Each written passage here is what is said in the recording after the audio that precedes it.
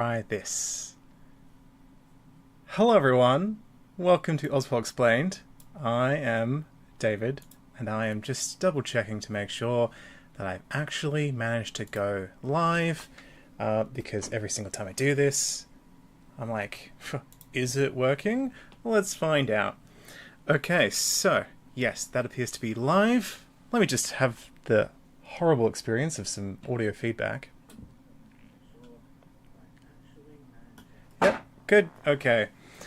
Well, I don't know how many people are here. Hi, Neon Skylight. Hi, Jet Faker. Hello, everyone. Welcome to the chat. So, I'm going to be talking about elections and answering some questions about how voting works while, we still have the chance to learn before we have to do the thing. My frame rate is low. Oh, that's unfortunate. Anyway,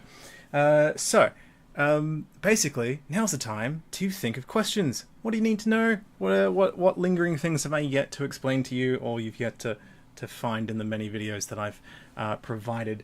Now, because other live streamers have, a little beginning ritual. I like the idea of a beginning ritual instead of just diving straight into it. So I wish I didn't have much time to prepare, but I had this idea last live stream that I would start a live stream with Pokemon cards, and I have misplaced where they are. That is money.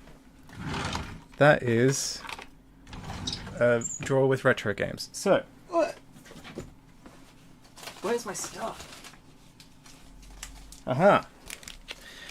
Yes, so, as a nice little sort of intro... What?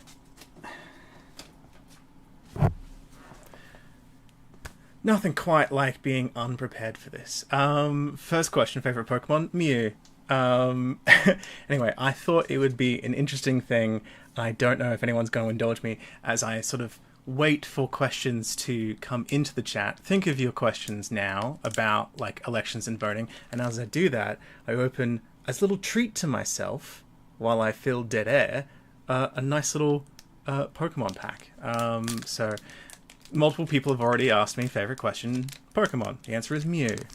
What? The tingle ASMR of a pack being opened. Truly terrible sound experience. Anyway, so, now's the time to get in your questions about elections and voting, as I show you that I got a beautiful Bulbasaur. Terrible focus. Work. No? Okay. Yay. Beautiful. Oh, I love it. I love Pokemon art, It's just so lovely. It's just so cute, Oh, beautiful Growlithe. Well, what an interesting specific move. Cool. Okay, we've got some questions coming in, and I'll just sort of get there. Oh, I love... This is very... I was like, wow, this is very Gen 1 focused. Yeah, it's the 151 pack, which I got for my birthday recently. Oh, heck yeah, that's such a beautiful Charmeleon. And, Parasect is beautiful. My wife hates Parasect. She's like, creepy crab. Creepy fungus crab. She doesn't like crabs. Love you, honey. Beautiful. And is this the last one going to be... No, there's more than one left. Okay. Oh, gosh. Energy sticker. Fantastic for our energy acceleration. Beautiful Chansey. What's its ability? Huh, interesting. You can put it on your bench from the... And, yeah, of course. We've got a beautiful electric energy. So, it's such a cute Chansey, though. Wonderful. Anyway, if you can't tell, the thing that I like as much as politics is Pokemon. So, now that I have given you some time to sort of prep me with some questions to dive into, thank you so much for indulging me. Oh my goodness, the smell. New card smell is so good. I'm gonna spend so much money on Pokemon cards once this is done and I have free time. Okay, now that we have some questions in the chat, let's get into it. Okay, welcome to the 2025 pre-election night live stream. I won't be live streaming on actual election night because I'll be partying with my friends. and yeah, getting lit. Anyway, yeah.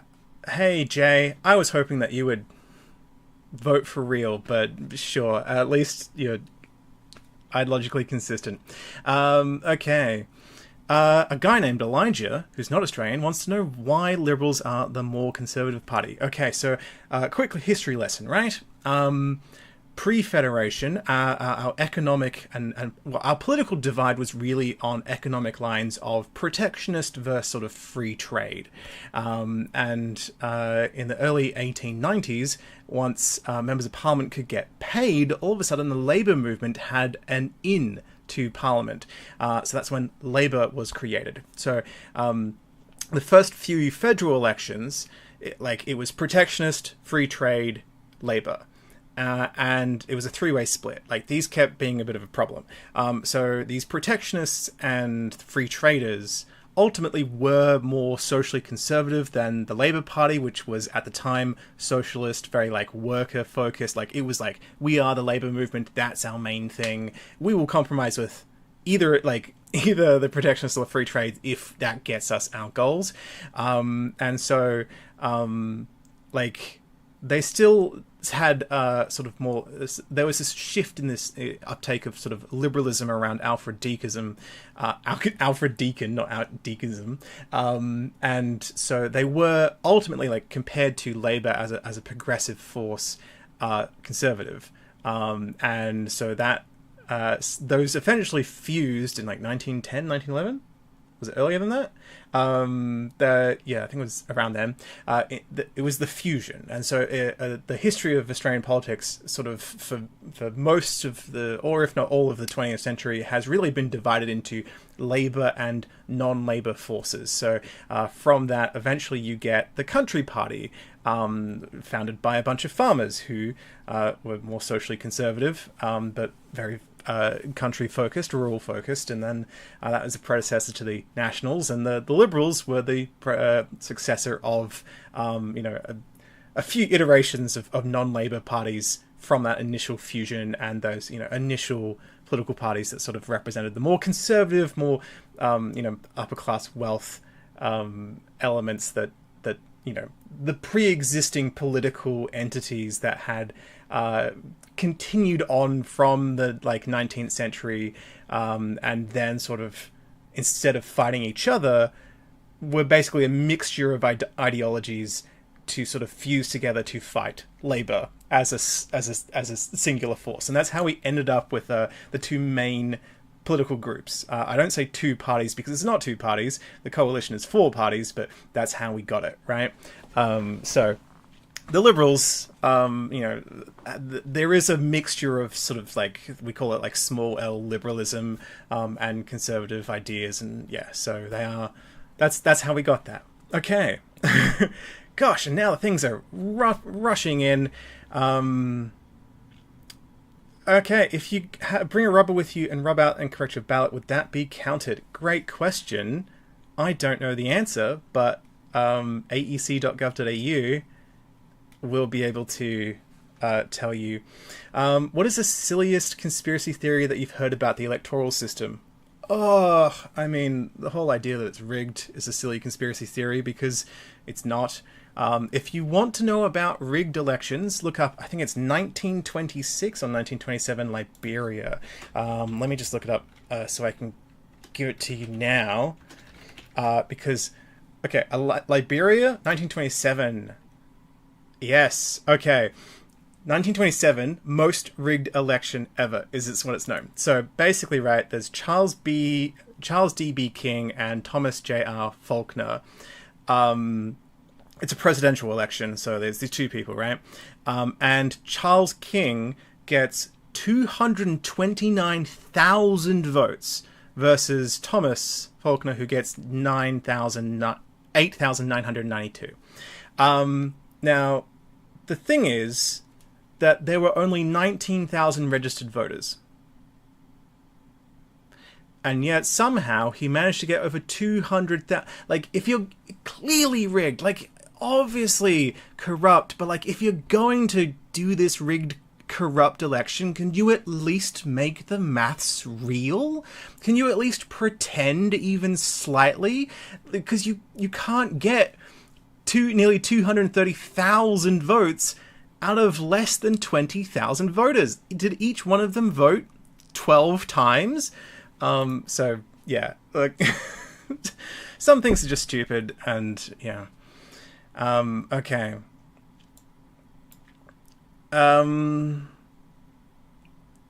Yes, that Dratini card is beautiful.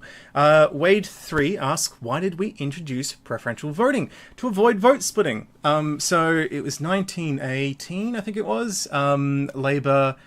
So like I mentioned earlier, we had the non-Labour forces. So there was the Nationalist Party at that point in time, the sort of historic predecessor to the Liberals, and the Country Party, the historic predecessor to the Nationals.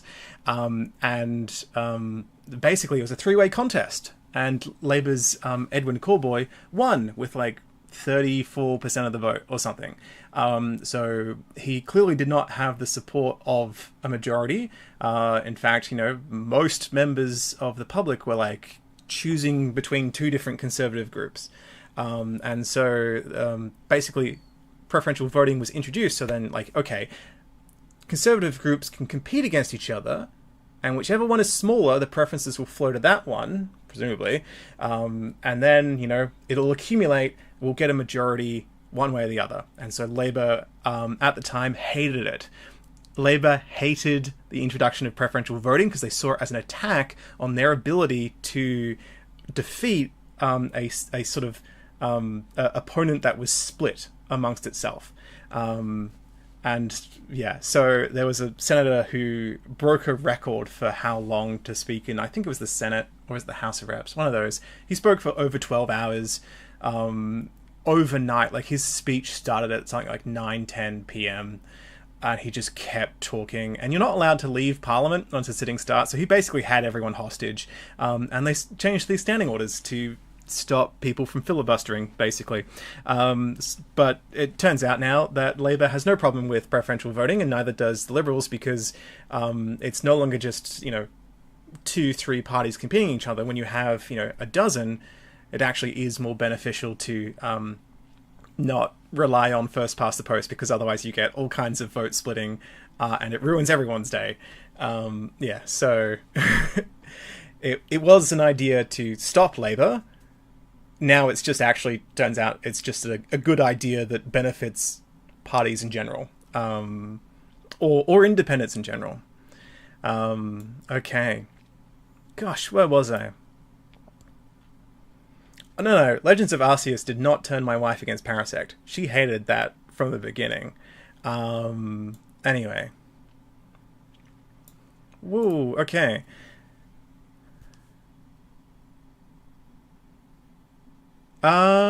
Mike asks, if I hate a party, should I still put them before the majors in the hopes of getting a minority government? It's entirely up to you, where your preference should go. Now, the thing is, right, the way that preferential voting works is people vote for a bunch of different candidates, they rank them, a bunch of people put, this person won, that person won, etc.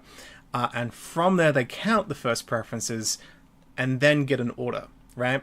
And so let's say you vote for the, Flat Earth Party, a party that clearly not many people like, but, it's on the fringe. People are entitled to vote for them. They're not very good, right? And they get 300 votes. That's it. They're at the bottom of the list. Well, they get eliminated from the count if no one has a majority. And then they look at the preferences of those ballots. So all the people that voted for the fringe Flat Earth Party, who did all those people put second? And then it goes there, and there, and there. And so if during this process, right, you then go, okay, who's the next smallest person? Eliminate them and distribute preferences until you get a majority. So if you are like, okay, I don't like this party, but if I put them above another party, keep in mind, where do you think that party is going to get eliminated in the count? Because if they have a good chance of, getting in the higher end of first preferences and staying in the count, maybe your vote will go to them. But if you're like, okay, just at the very end, just before another party. I'm going to put the Flat Earth party. Probably by the time that they get to that preference, they've probably been eliminated anyway, and your preference won't go to them. It'll go to the next one if we haven't already found a majority earlier, or someone higher up in your list of preferences has already won. So it really is up to you. How you fill out your ballot, how you want to express that. The only thing that I can really guarantee in terms of, where your preferences do or do not go is that the person that you put last cannot get your vote for the House of Representatives ballot. Because in the end, if it is a tight race and all the smaller candidates get eliminated, then it becomes a race between two candidates. And if you're at the very bottom, and it's a race between two, your second preference can't be eliminated. Your second last can't be eliminated, or at least the one that isn't last can't be eliminated, because they're in the top two race. So really, ultimately, what you really got to think about is, who do you want to have your first preference? Who do you want to have the last preference, because they can't get it? And then in between, it's up to you. Consider what the likelihood is of where your vote might stop along the count. Will it go all the way down until your second last, or will you be like, well, it's going to be either my first or my second that I think might win? I can't tell you who to vote for. Anyway, where was I?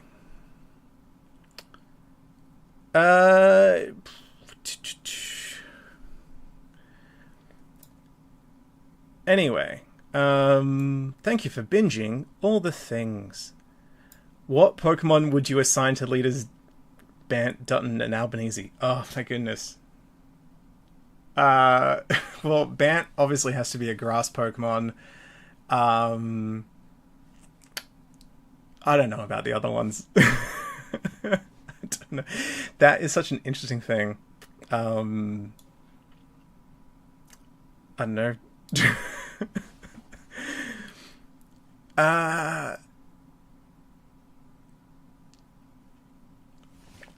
Do parties get members to vote for their lower placed Senate candidates as first preference below the line to make sure they don't get eliminated so super early in the count? Not really, no. Because a lot of people are going to vote above the line, and your preferences go from start to finish, top to bottom. So a lot of parties are okay, the lucky candidates that we want to win at the top, right? Yeah. And the thing is, right, if you have, say, halfway through the term, oh no, this senator has resigned, died, discovered that they are actually secretly a New Zealand citizen, the next person down the ticket would be the person below, and that's kind of the front runner when it comes to replacing who might be next for that person. It doesn't necessarily have to be that person, but parties don't really parties don't put someone number 6 on their Senate ballot in the hopes that some people are going to vote from the top and some people are going to vote from the bottom and split the vote and get all of it. They don't expect that. No one's expecting number 6 to get in. That is a spare person, basically. To put it as bluntly and simplistically as possible. No offense to any of the spare people who have run at the 6th position on the ballot, who may be watching this. How you doing? I know someone who's run number 6 on the ballot position in the Senate. It's good work. They weren't expecting to win. Anyway. Can I explain group voting tickets in Victoria? Yes. So, this also applied to the Senate previously, but the upper house in Victoria, you also vote either above or below the line, and they still have group voting tickets. So, what in Victoria for state elections, you vote either one above the line, or I don't actually remember what it is below the line because I'm not Victorian. I can't remember if it's all the boxes or just some of the boxes. But basically, right, above the line, right? You're like, okay, I like this party or group, and let's say that that party has 3 candidates, right? You're just like, I like that one the most. It's really simple. They introduced this because in the Senate, you had to fill out all the boxes below the line. The idea was like the House of Representatives. Your vote can't exhaust, but there are so many candidates that becomes very difficult. So group voting tickets is like, okay, you vote for this party, and if your preferences don't get any of the people in that party elected, well, where does it go? The idea would it would either exhaust, and it's like, oh well, that's a lot of ballots that don't go anywhere. But we want to make sure that we have enough preferences to fit it all together. So the idea would be, okay, that party decides, you know what, if any votes for me, if they don't get allocated to a winnable candidate, they go to this other party. And that party also has an idea of like, okay, if they don't go to me, they go to that, right? And that way, if you just put one above the line on an unpopular candidate, well, your vote can continue to just sort of carry on along the and never get eliminated until it ends up with someone, right? So it prevents your vote from being exhausted. So it's a very practical thing. It also means that you can get in and out real quickly without having to be like, 100 boxes. The issue with this is that, say that you're a tiny party that no one's going to vote for, right? And then you do a deal with another tiny party that very few people are going to vote for. And then someone else does a deal with a tiny party. And like there's this guy called Glenn Drury who would do this professionally. You can go, okay, individually, none of us are going to get elected based off first preferences. We know that. We're all a bunch of fringe groups. But we can make deals where, like, your preference, you just tell me I'll get my preferences to flow to you, you get this to flow to mine, right? And all these like tiny parties that get like 0.5% of the vote, 1%, 2% of the vote, accumulate until and narrow down until someone gets a quota. And so in the 2013 Senate election, we had the Motoring Enthusiast Party member, Ricky Muir. That's federally, not in Victoria. I can't think of any Victorian examples. He got something like 1 point or 2 point something % of the primary vote, like a very, very small compared to other people. But the people that got less % of the vote got eliminated, and their group voting ticket sent preferences to him. So you can see how that the government was like, I don't think that's the best idea, because we don't want smaller parties to game the system to sort of collude with each other to funnel preferences in a certain way. But you can also see how like the motivation for introducing it in the 80s was, okay, this is a simple way to ensure that voters can have a valid ballot without like being overly complicated. Like the idea was to simplify a ballot, and when they did introduce it, it did mean that lots more people voted formally. So yeah, you can see some pros and cons there, but that was abolished for the Senate before the 2016 election. It recently was abolished in WA for the state election. So the most recent state election, they didn't have it. And Victoria is the only place left that uses the system. But they are looking into they're doing a committee inquiry or something that has looked into their electoral system and has suggested a few potential changes. So I don't know if that'll change by the 2020, I think it's 2026 Victorian state election at the end of the year, or it might continue for the next election. Who knows? So that's a thing that may or may not change. Yeah, the idea is just to make your ballot easier.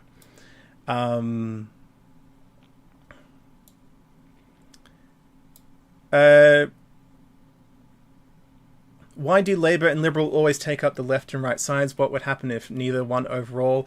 I thought for a moment you meant like physically the left and right sides of the chamber, and it's like that's because the government always sits to the right and the opposition always sits to the left, like physically. We've had lots of different political parties. If neither of them won a majority overall, they'd have to deal with that. They'd either have to have an agreement with a smaller group to form some sort of coalition, like, the coalition does. The coalition exists to avoid the uncertainty of hung parliaments. Most parliaments in Australian history have not been majority by a single party. That's just how it is. So, you know, if neither of them won a majority, they just have to, you know, work with other groups within Parliament. It happens. The Tasmanian Parliament, Liberals don't have a majority. They're working with the Jackie Lambie Network to have a majority. Yeah, that's just... there aren't really Nationals in Tasmania, hence why they're doing that. Yeah, okay. Well, hi, Teefs. Can I explain a little bit more about how a minority government would entail in terms of how negotiations go between independents and Labor/the government? So, yeah, so there's this... It's called supply and confidence. Those are the two things you need to be a government. So, in the lower house, the House of Representatives... sorry, I'm just like on a state level brain currently. Federal. In the House of Representatives, there'll be 150 seats. If you get 76, you get a majority, and that is the confidence of the House, right? So basically, the bar is just like you need to demonstrate support by a majority to be government. Otherwise, you lose control of the legislative agenda. Can you really be governing if you're not the one in charge? When Scott Morrison became Prime Minister, Malcolm Turnbull went, actually, you know what, bye, and quit, and lost. There was a by-election, and his seat of Wentworth went to Karen Phelps, and she was like, okay, I'm going to give you supply and confidence, so I'm not going to vote against you in a motion of no confidence. I'm not going to try and take you down and try and be like, no, I'm going to vote against any money bills, but still like try and like do her own thing and is not part of the party. So at one point she did actually manage to get everyone else except for the coalition to pass the Medivac bill. I realized that I don't have water. Oh, dang. So, really, ultimately, like, it's just... If there is a minority government, which we've had multiple of in the past, you know, couple of decades, it's just an element of, like, okay, you need to have some kind of agreement to be like, don't vote in a motion of no confidence against me. That doesn't mean that you always have to vote with me, but let's have some kind of a working arrangement where you don't actively try and take down the government, but show at least some support to allow us to have a working majority to pass bills, and most importantly, pass money bills. If you don't have supply of money, then you definitely can't govern. And so, yeah, that's taken down governments before. In the ACT, until recently, for a few terms, Labour and the Greens had a parliamentary governing agreement where they had like written terms that you could read as to how their arrangement would work and what they would or would not do, and what freedom they had to disagree with each other. So there's multiple ways that you could work it out. Yeah. Anyway.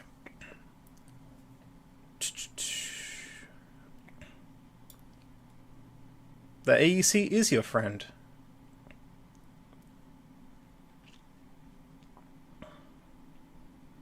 Oh yeah, to follow up, if they don't make good with their deals, then the independents, you know, if it's a minority government, the independents could be like, you didn't do your half of the deal, and they're like, I move a motion of no confidence in the government, and the coalition could be like, aha, and team up with the independents and vote the government out. And by convention, if they lose a motion of no confidence, they're meant to resign. Pardon me.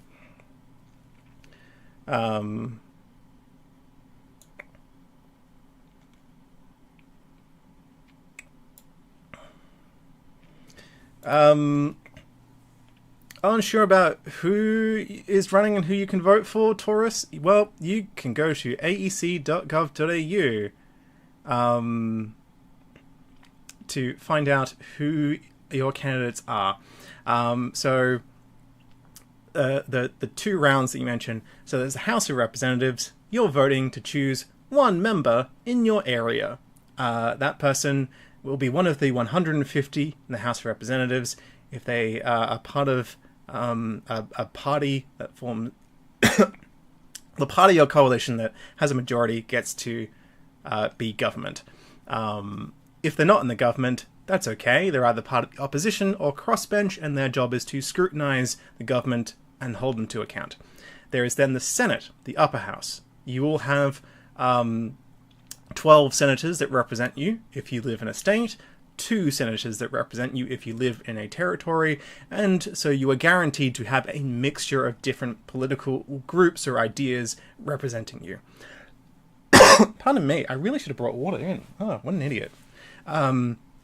So you are basically trying to pick multiple people to represent you in 2 different chambers. Bills usually start in the House of Representatives, and if they pass there, which they probably will, then they go to the Senate, and the Senate can block a bill, pass it as is, or amend it and send it back. Like, we keep being like, how will the negotiation work if there's a hung parliament? The government almost never has a majority. The government has had a majority in the Senate 4 times in the last 70 years. The answer to what will happen in a hung parliament in terms of negotiation is very similar to how will negotiation in the Senate work. You need to have majority of support to pass a bill. The difference is that it becomes a bit more important because if you fail to pass bills in the Senate, that just happens. That's the role of the Senate. If you repeatedly can't pass bills in the House of Representatives, that is a challenge to the government. So it just sort of encourages the same kind of negotiation requirements of the Senate, but like to do it more in the House of Representatives. So yeah, you're basically voting in someone who will either be in the government or not be in the government, and then for scrutinize and hold the government to account. Yeah. And the Senate has usually a more diverse range of people because it's proportionally represented, and so that's why the government doesn't have a majority. So basically, go to aec.gov.au. You will find a thing that says check my candidates. You can find out who's running in the House of Representatives. So that's the one person that will represent you out of that list. And then you can find out a much longer list for the Senate. And from there, several people will represent you. Okay. Okay.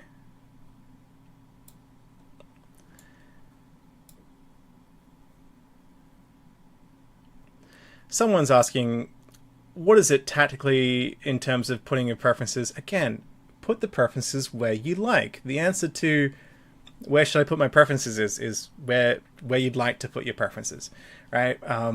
Just know that on the House of Representatives ballot, the person that you put last cannot get your preference.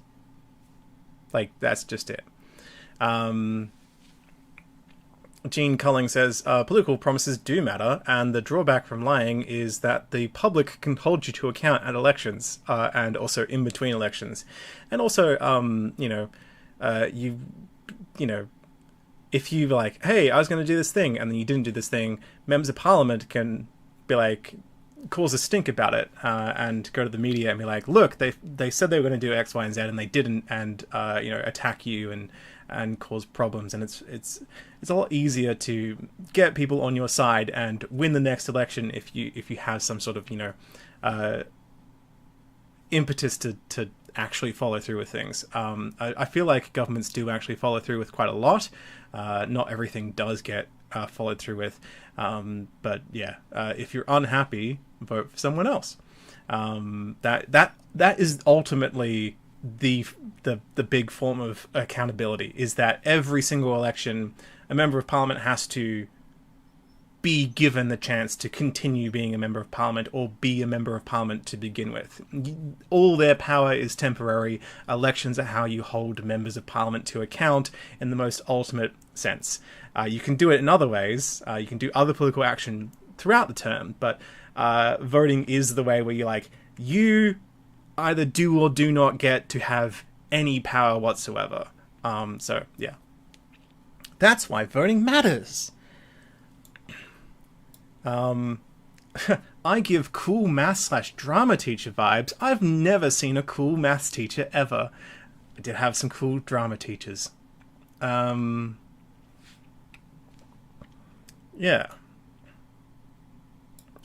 What's the difference between independent parties and the others? Well, there are technically independent parties. Independents are independents. They're not part of parties. But, like, David Pocock isn't independent, but he's registered a party in his name.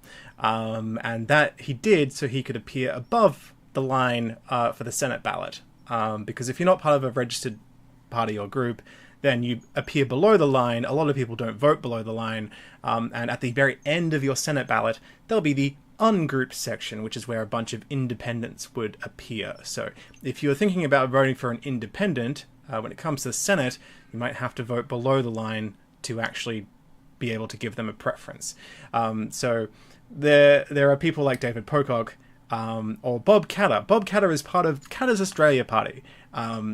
He's the only one in the House of Representatives. He's effectively an independent, even though he's part of a party structure.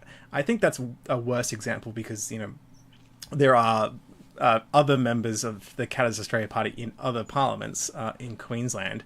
But, like, Teal independents are not a party. They are all independent. They are not in cahoots with each other. They have different ideas of what to do. They're not interchangeable. They are individuals.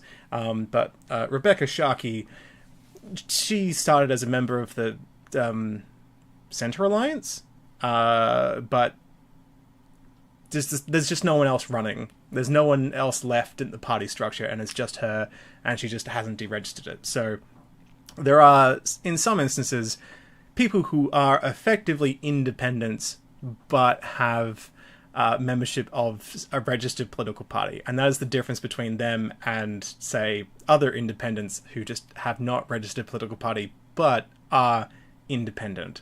And it's also different to political parties that have a party structure with the goal and intention of putting forward multiple candidates. So, like the United Australia Party was very much like a big party structure in that it had lots of resources and candidates for almost every single seat at the previous election. It only managed to elect Ralph Babbitt. So he is sitting now at this point freely, independently to do whatever he likes. It's just that he was part of a very large political party that had the intention of electing more people. Okay. Can single-issue parties impact the platform of larger parties without being elected? Potentially. So elections aren't just about, like, necessarily who wins. They are information-gathering exercises, which is the least cool, fun way to think about it, but it is true. And one of the videos that I wanted to make that I didn't have time was to go into detail about that. So, like, you have a bunch of political parties. They have a bunch of ideas of what should be done. And, so let's say, you live in a seat that is, held by Labour or Liberal or whatever, and they're like, cool, this is our vote margin. Let's say it's like 15%, right? And they consistently get about 15%. It's pretty safe. And then there's another political party, a minor party, that never gets elected, but all of a sudden there is this swing to it. Like, oh no, they've gained like 10% of the vote. Like, it's eating into that margin.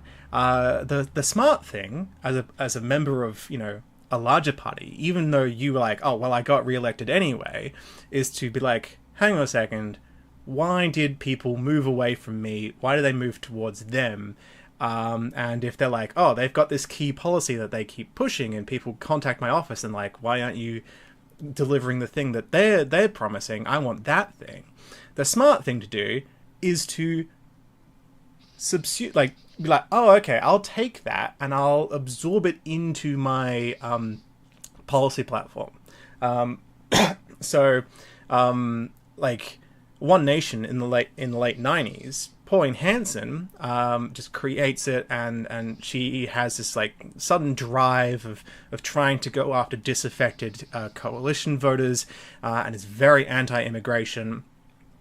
And John Howard is like, oh no, or like, I don't want people to sort of jump ship from me and liberals and go towards One Nation. So he sort of got like a tighter, more restrictive immigration policy, and managed to sort of nip the popularity of One Nation in the bud at that point. Like, a lot of people that were like, oh, I was going to vote One Nation because I'm anti-immigration, but John Howard actually became less pro-immigration, so I'm going, like, that's won me back over.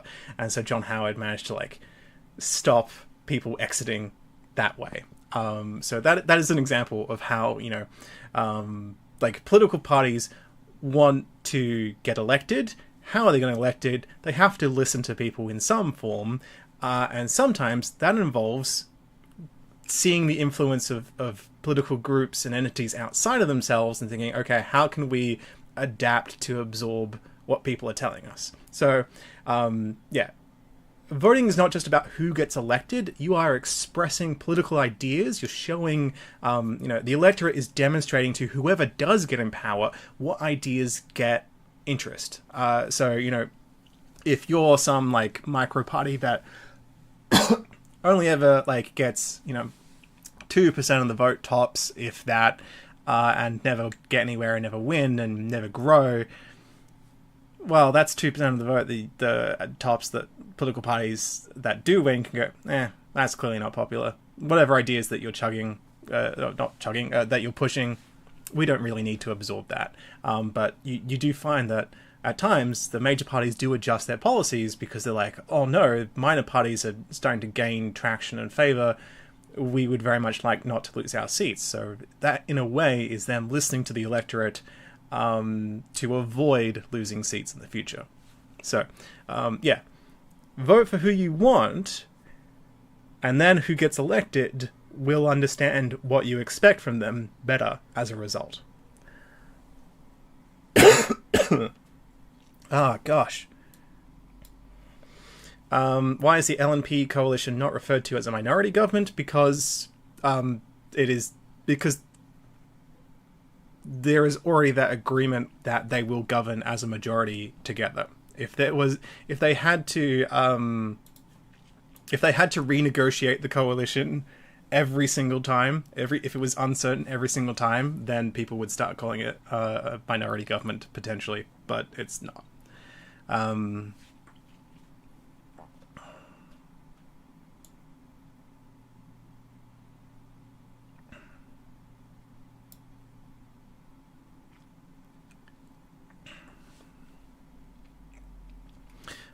Yeah, everyone should join my Patreon immediately or feel bad forever. My throat feels very bad. Where is it? That's the thing. So, I'm going to... Oh gosh, why has that happened? I'm going to get... I'm going to get water real quick, okay? L-Joy, yes, the coalition is 4 parties. I did mention it in my brief summary of every single party. It is the Liberal Party, the National Party. In Queensland, they fused into the Liberal National Party, so on a state level, you were just fighting... So when people say the LNP is specifically the Queensland branch, but federally, a member of the LNP can sit in either the Liberal Party room or the National Party room. Peter Dutton is part of the LNP because he's from Queensland. He sits as in the Liberal branch federally. And then the Country Liberal Party in the Northern Territory, which, despite the name, is actually more closely associated with the Nationals. Anyway, I'm going to get water. Occupy yourselves. Tell me your favourite Pokemon.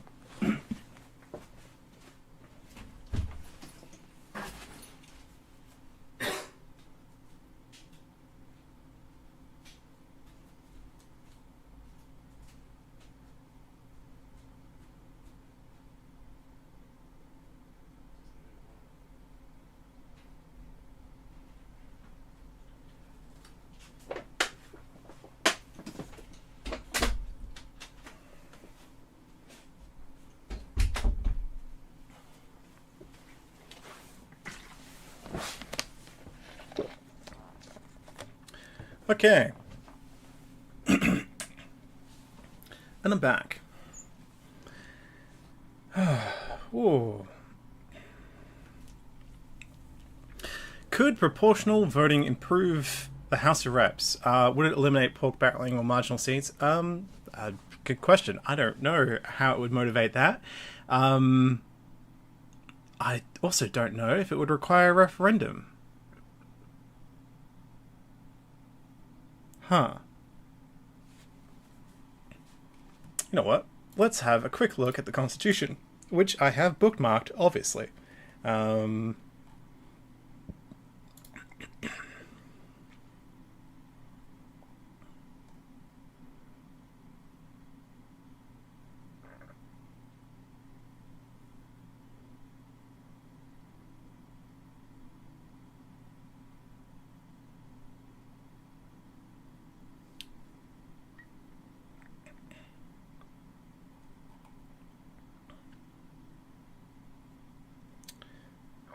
This is really fun. Watching me read the Constitution in silence.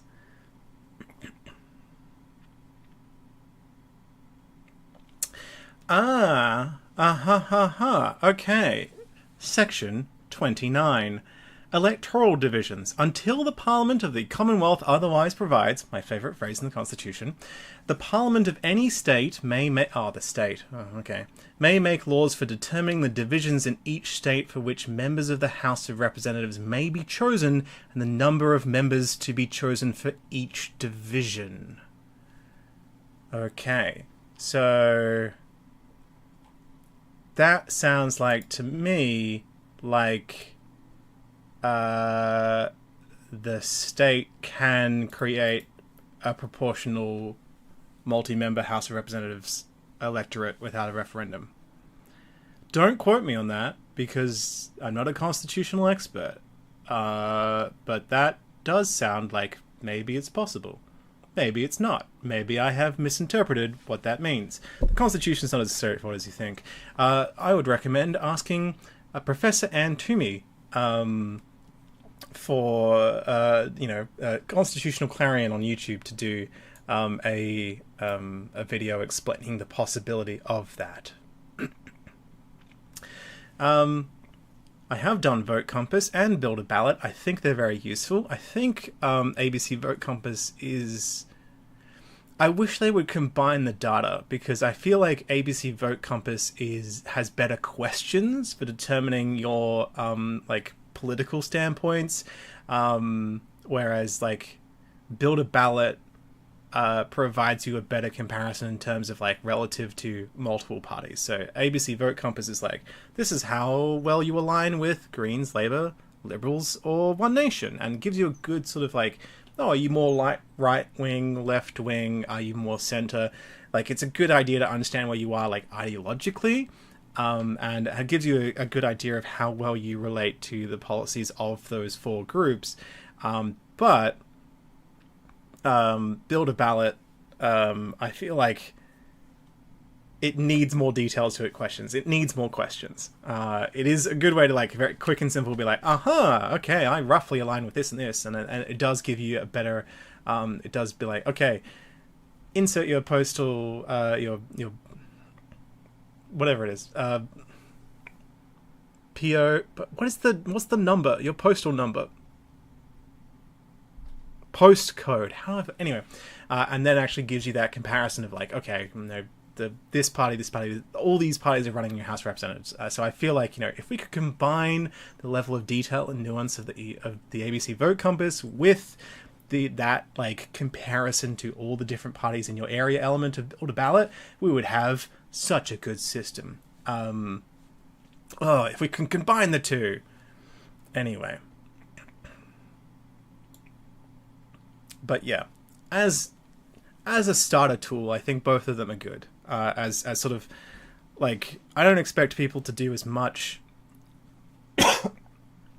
deep diving as me, but using either of them is still much better than just simply winging it and going by the vibes. So any tool that makes it easier for people to understand politics and have at least some kind of framework and reference to understand who they should vote for is useful.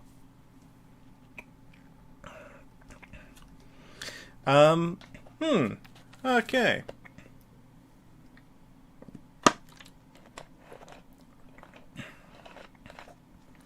How do I get my hair so nice and curly? It's genetic and unattainable.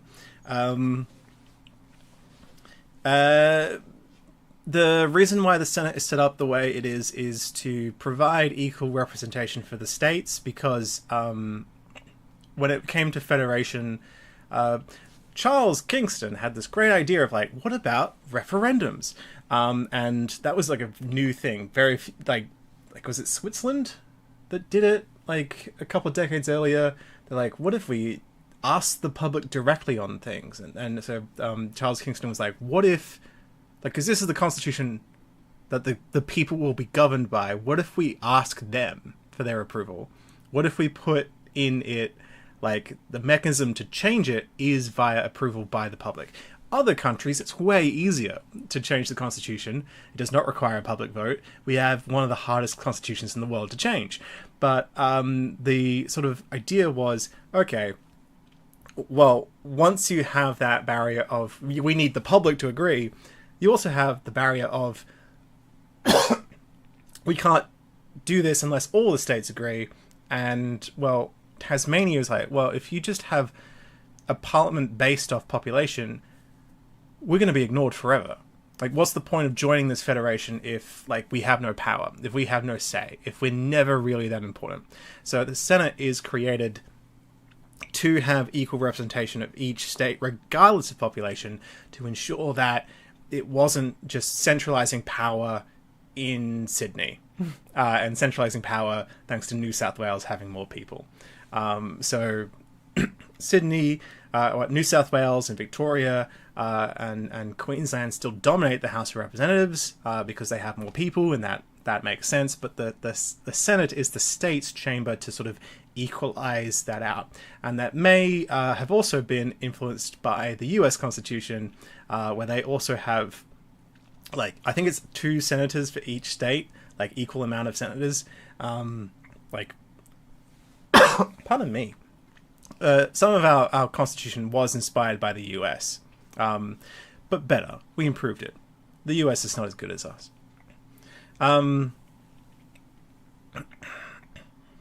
What is it? Would there be any case possible where they have to rerun the election? Says Waddle Fox. Yes, technically, asterisk, sort of, but I have to explain what I mean. So, when we say there is an election, there is a lot of elections. So you are having an election in your area for the House of Representatives. You are having a separate writ is issued for an election for your state or your territory. So someone is running in a specific election in your area to get one seat in the House of Representatives. And if someone dies, right, like if you elect someone and they die, or resign, but, you know, whatever, right? If there is a vacancy, there is a by-election. There is just a miniature election for that one area. Now, if like only like 60% of people turn out to vote, that's not going to cause a rerun of an election. Lingarry had like 60-something% turnout last election. Barely anyone, unfortunately. That's still a valid election. There's nothing in the Commonwealth Electoral Act about like, oh, if like X amount of people don't vote, then we have to do it again. I hear some people saying that online. Not true. If you don't show up to vote, you're just simply wasting your power. You are preventing yourself from having any kind of input. Because, you know, to the person who wins, your motivation for not voting doesn't matter. Right, like they can look at it and be like, oh, maybe some people were busy, right? Like if you vote for a competing political party or independent, at least they can infer from that, like what you're like, where you'd like them to go or what you'd like them to do. If you don't show up, that's just simply no data whatsoever, and that doesn't even prove that you disliked them. That could just be that you were busy, that you forgot, that you're old. I don't know. So like, it's completely useless to not vote. So when you say like, rerun of the election, yeah, but in the circumstances that, like, if we had several people have to, like, resign or die or be found ineligible back to back, to a point where like so if someone, like, midterm resigns or dies, you have a by-election in the House of Representatives. But if someone dies or resigns 2 months out or 1 month out from the election, you don't have a by-election. That seat is just vacant. We have 2 seats, I think, in the House of Reps that are just vacant because it's like, it's too close to an election. We're not going to bother having a by-election so close to this. So, like, yeah, there is that element of choice of, like, it's not automatic. There is an element of choice when it comes to filling a vacancy. But if 30 people are suddenly vacant, well, that could be a big motivating factor for the government to be like, instead of having to run 30 individual races, let's just reset this. Just have a fresh election, right? Yeah. If you don't vote, people are still going to win, the election still happens, and they carry on without you. If someone resigns, they have a by-election, and then they carry on. If dozens and dozens of people, an unprecedented amount of people, have resign or die or are found ineligible, that probably motivates the government to have a new election. And sometimes governments have gone to elections when their majority has been at threat.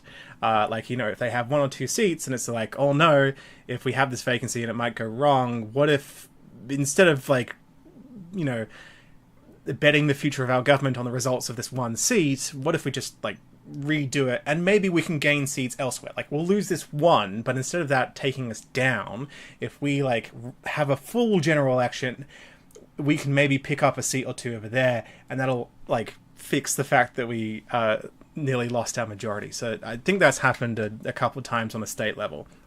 Yeah, so anyway. Anyone in the House of... yes, Pamba. Anyone in the House of Reps can propose a bill. Oh, gosh. I think... Have I... How many questions have I ignored at this point? I think the chat just refreshed, and now I don't know how far back that question was. Oh my goodness. Yes. The Parliament doesn't... how does the Parliament discern the amount of bills proposed and processed and so on? So there's a dedicated amount of time for non-government business and non-government bills, and then the leader of the House sort of helps decide what gets put up on the top of the notice board. So you have, like, 50 things have been introduced. You're only going to have time to talk about 5 of them. Which 5 things do you talk about today? The government is going to decide, you know what, those 5 things are probably going to be our 5 things. Until it is like, this is time for non-government business, and it's like, oh, now we have to talk about something else that isn't our thing. So, like, they still do eventually cycle through 2 things that the government doesn't really want to talk about, but it's like, well, other members are here, we will give them their time, and potentially, as a result, maybe have a chance to say, like, this is why we don't like the thing that the private member has introduced. It's called a private member's bill if it's not by a minister. And then they can vote it down. Sometimes private members' bills pass. A few of them, like the Medivac bill that I mentioned earlier by Karen Phelps, that was a private member's bill. She introduced it against the government's wishes and against the government's agenda, and managed to convince enough members to pass it. So yeah, any member elected can introduce a bill.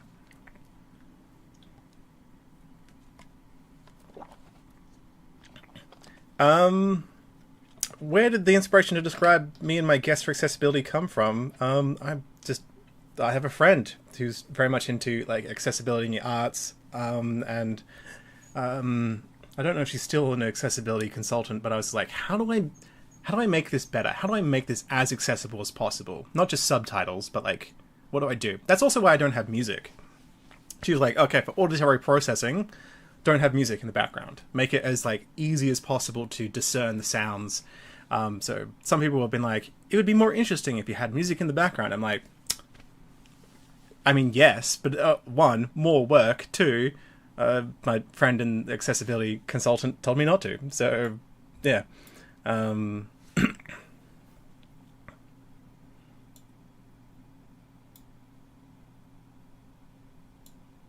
I need to catch up on these questions.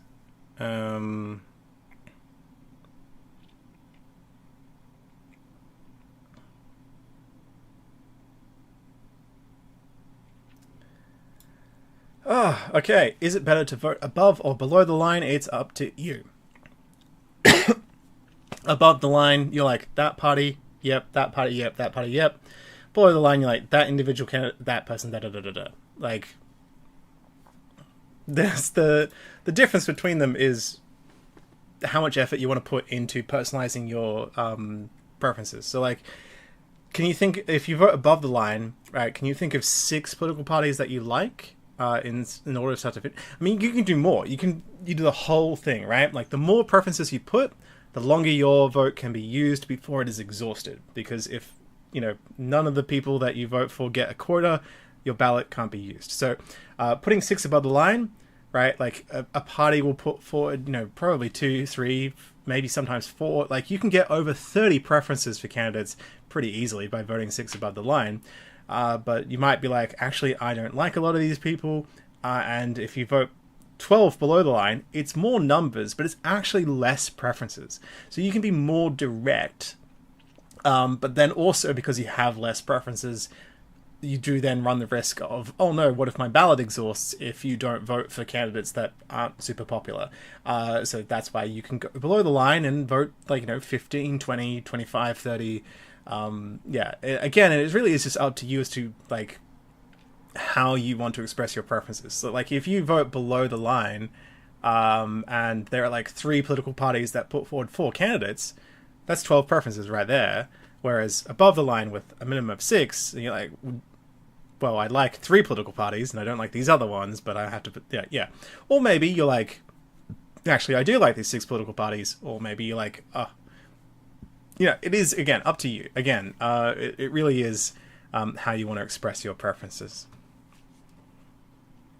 The line is the line that divides the single box for each group on the Senate ballot, and the line divides then the groups of candidates.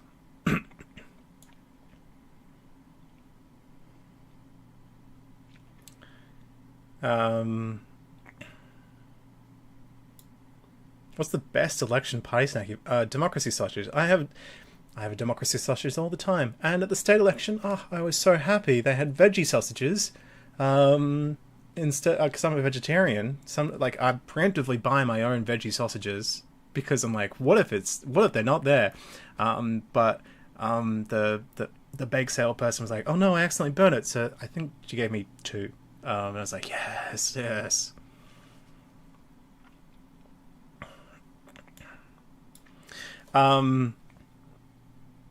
Do we also vote tomorrow for state senate as well? That the senators represent your state in the federal parliament. There is only one senate, and it is the federal senate. You are not voting for your state upper house, if that makes sense. Your state upper house is called the Legislative Council. Sorry, I wasn't entirely sure if that was the confusion there.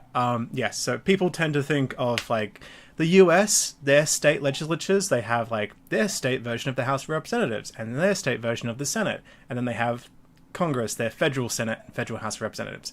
We don't have that here. We have the Senate is the Senate. You are voting for senators to represent your state in the Senate, in the federal parliament. But you also, unless you are Queensland, the Northern Territory, or the ACT, you have a legislative council that is the upper house, the equivalent of the Senate for your state parliament. That is, the state elections and federal elections are not held on the same day.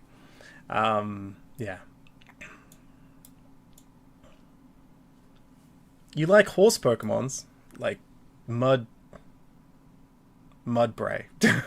Mimikyu, so good. Is this how far back? Oh my god. Okay, I'm so sorry. I apparently have... There's so many questions. I'm so far behind. You know what? I'm so sorry to all the people who asked me questions earlier. I'm just going to scroll down to the bottom of the chat, and I'm going to start there. Okay.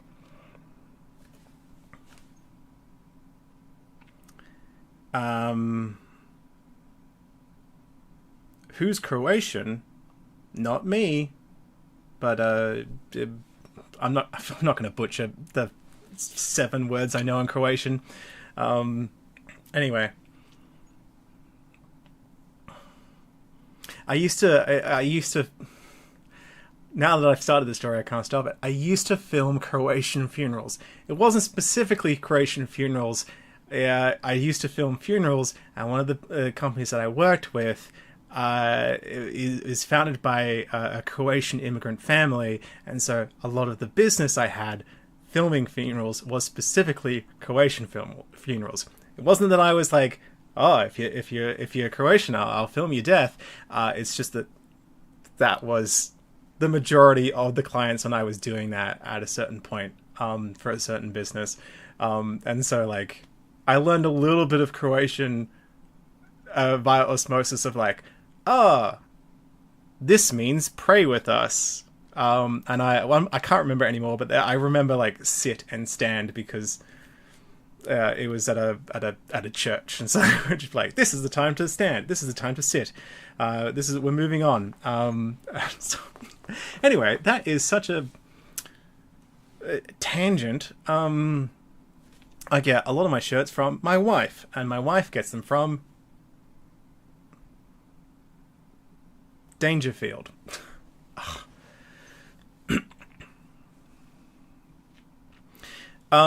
So voting above the line in the Senate is for the party to choose their order of preferences for their senators. Are we able to see this order? Yes. It's literally just below.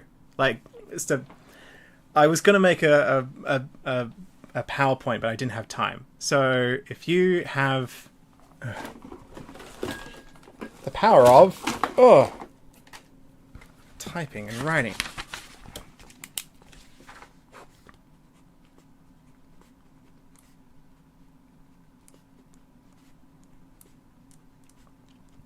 I'm doing my visual. Okay. Let's see. So, above or below the line, right? So if you vote above the line, you're like, okay, party A, B, C, 1, 2, 3, right? And then your preferences will then go from candidate A. Gosh, it's so hard to see. Candidate A, candidate B, candidate C, candidate A again, right? So you can see exactly where those preferences are going because they're literally written directly underneath.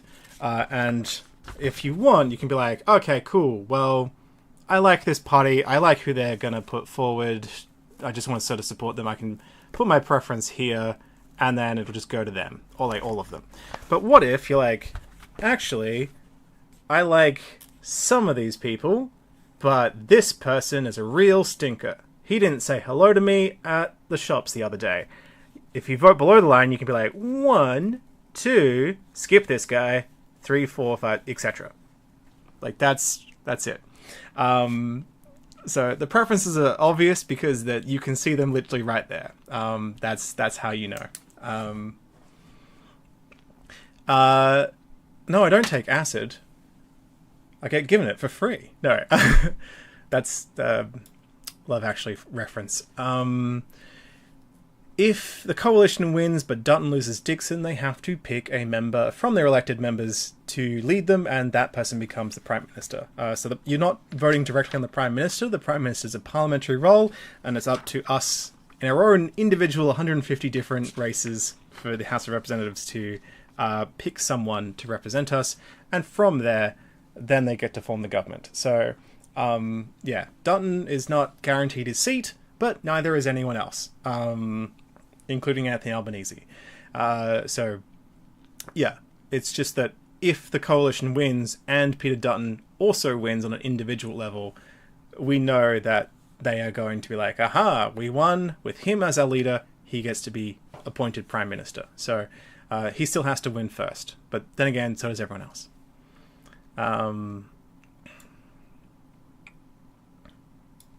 Okay.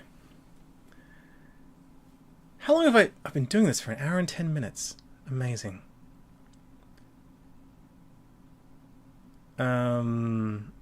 Okay, so if your question was earlier and I just sort of skipped it, go for it. Re-ask the question. Can you take a picture of your ballot before casting it? I don't want to answer that in case that I tell you the wrong thing. You cannot put on your ballot anything that identifies you. I don't know if that would apply retroactively with a picture of you holding it. Don't put your name on it. Don't do a little drawing that you're known for drawing on it. Okay, so I did actually recently read a book about Pauline Hanson and her 1998 campaign by Margaret something. It was called Off the Rails. Anyway, and Pauline Hanson she has a photo of her taken where she goes to vote. She shows her ballot at the election, and like this is a shot that they're like, we want to set it up. We want to get it right. No, wait, no. They wanted to get a photo of her voting. Like the journalist. This is a journalist. She's following her around. And I think it was like a surprise where she holds it up to show it. And it's like, whoa, that's not part of it. And the really interesting thing was that she lost her seat to the Liberal candidate, who she put second. Which is just, but we know that because she showed it to everyone, which you're not meant to do. So I don't know. Like that was published. Like the journalists were like, did publish that? Did they? I don't know. If you don't post it anywhere, no one's going to know. You'd have to ask the AEC about that. Yeah, I don't want to give you any direct answer on that one because I don't want to. I don't know. Anyway, where were we?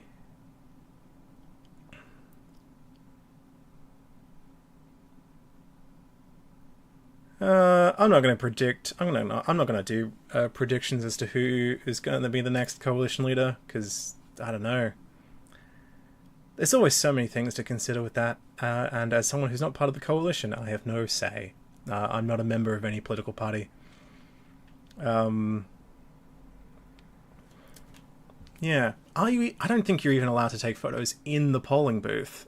Not just generally of your ballot, but in general. So maybe the answer to that is just no, don't. You can have your phone for notes, like if you write down in advance what your preferences are going to be, but yeah. Anyway, yeah. Can an MP be ousted from their party for not voting enough in alignment with the rest of their party, and has that ever happened? Yes, it has happened several times, and it actually happened very recently.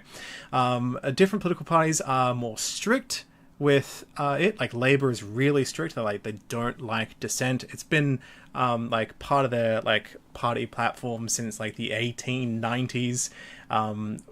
Like Joseph Cook, who was the prime minister in 1913, he used to be in the Labour Party and then like left in like 1894 or 1895 because he's like, no, I don't like the idea that I have to be bound to caucus decisions. Like, I should be able to vote freely as I wish. It's been fundamental to the Labour Party almost since its creation. And so Fatima Payman, as a senator, last year, she crossed the floor. So, in a division, members move one way to vote aye, one way to vote no. And if you cross the floor, that means that, your party is moving that way and you're moving the other way, right?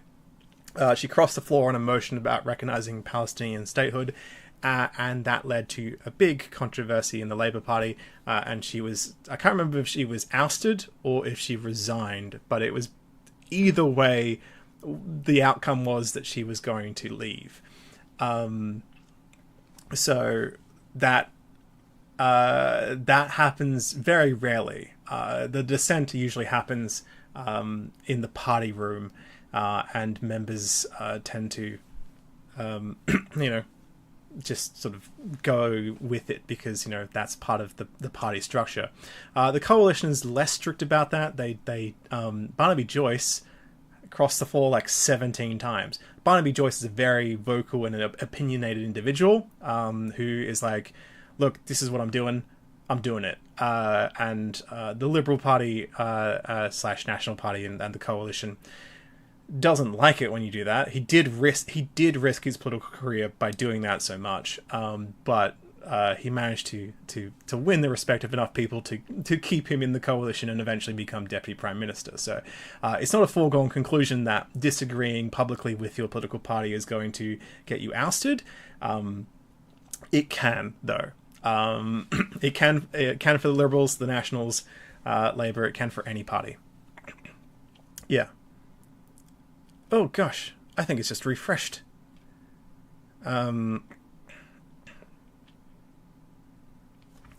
How do you check the voting record? aph.gov.au/divisions.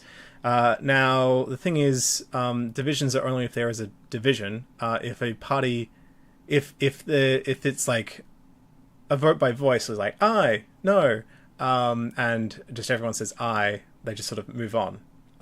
You don't need to record the individual things. So, it might be a bit harder to see how members voted in that. So, yeah, if you can't find it in the divisions, it might not have been a division. And maybe the Hansard is your friend. Yeah. Sorry. But aph.gov.au/divisions. Or is it just division or is it divisions? I think it's divisions.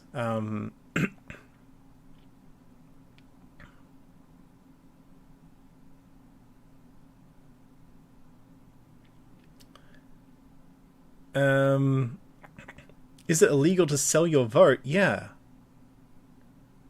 That's called corruption. No.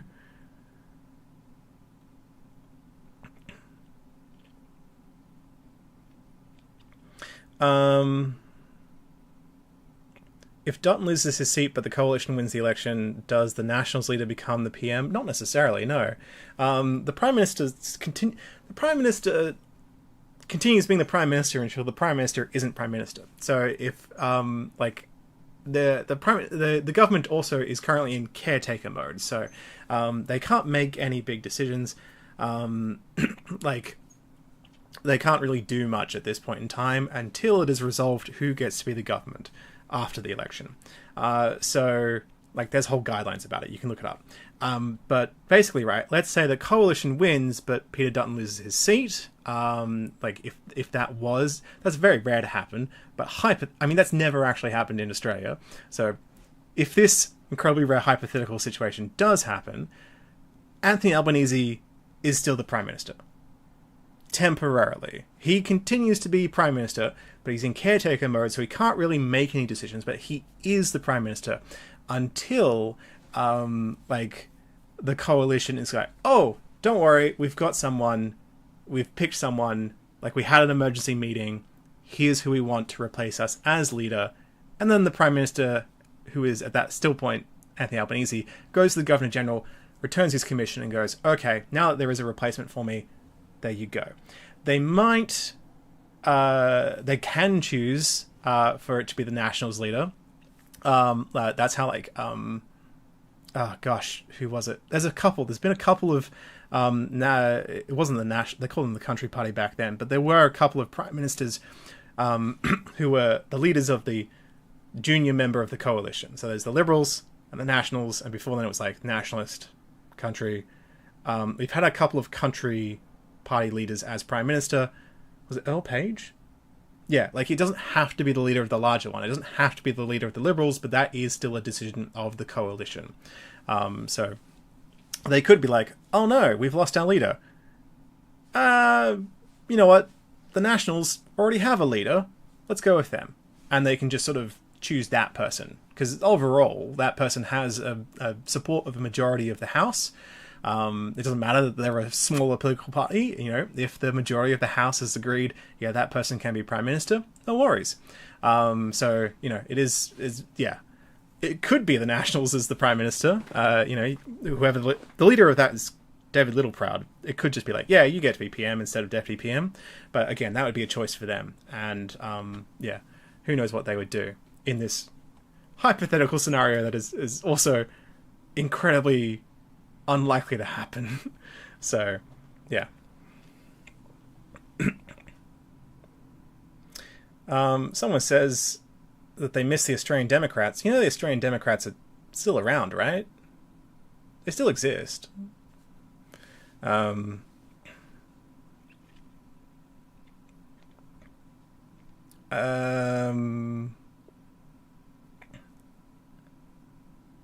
Okay. Someone asked me how they can hold Teals to account. Well, if one represents you, vote for someone else. That you can't not. I mean, you by default are not voting for someone who doesn't represent you. So regardless of who it is that you dislike, like, you are voting to choose your member. So yeah. Anyway. Yeah. If you okay. Sorry, to go back a little bit, to find the date of when a third reading passed, you go to the bill section in the Parliament House website, and it should show you a breakdown of, like, this is when it was introduced on this day, this is when it was the second reading passed, third reading passed, and then you can find the date. You don't have to search through Hansard to find the date. It should tell you on the bills page when it got royal assent. And then you can use that to go into the Hansard to find the details, if you want to really dig into it.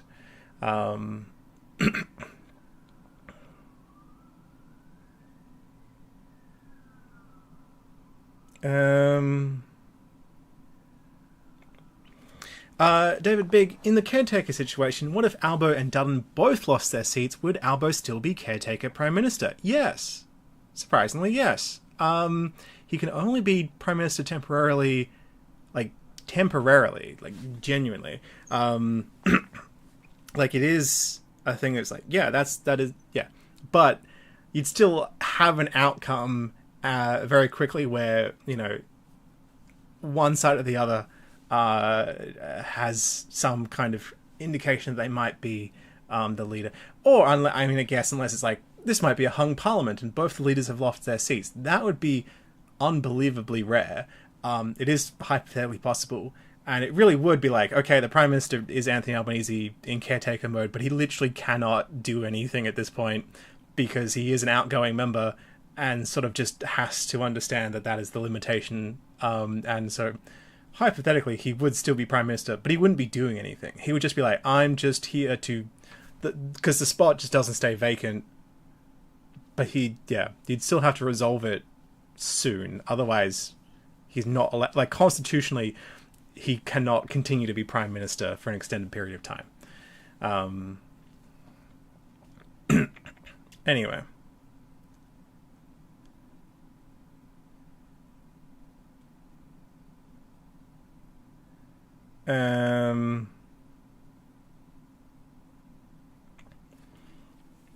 How much of ye old protectionist bloc versus free trade bloc still exists in modern Australian politics?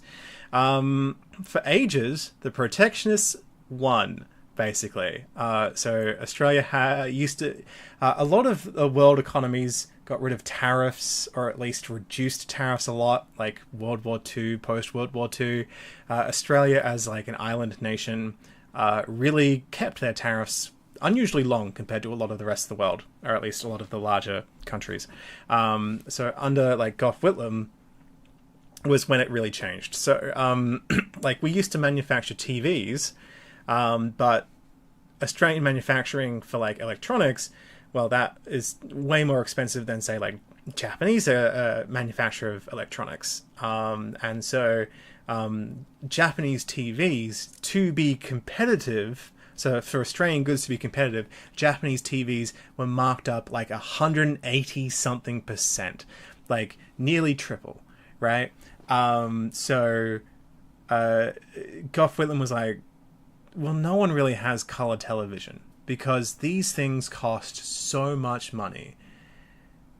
And so he started reducing tariffs. So before then, right, there was a lot of the protectionists. You know, we had 23 years of coalition government.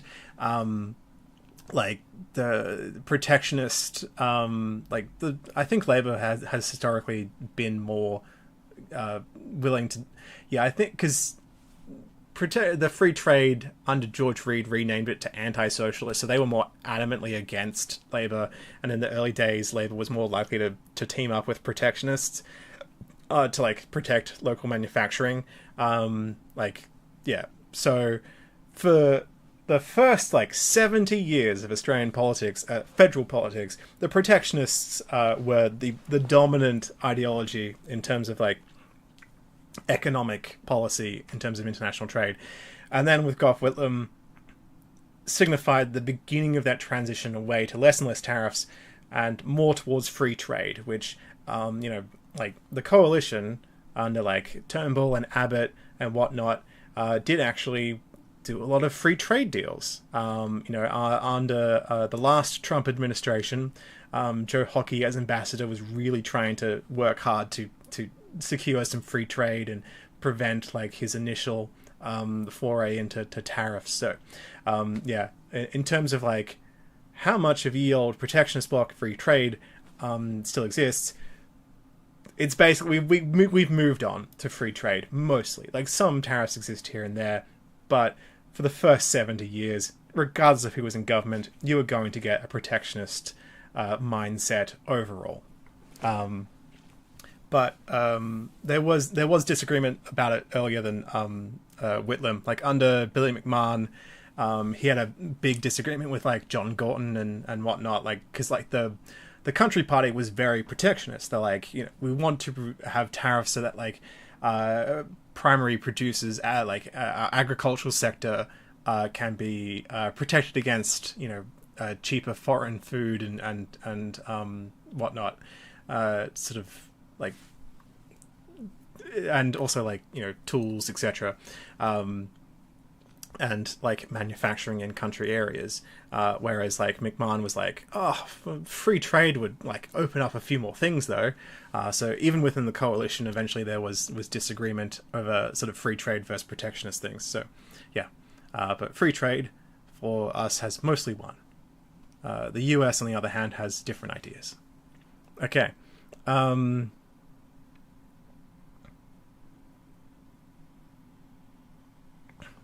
When will Parliament reconvene after this election? I think it has to be within 100 days of either issuing the writ or return of the writ.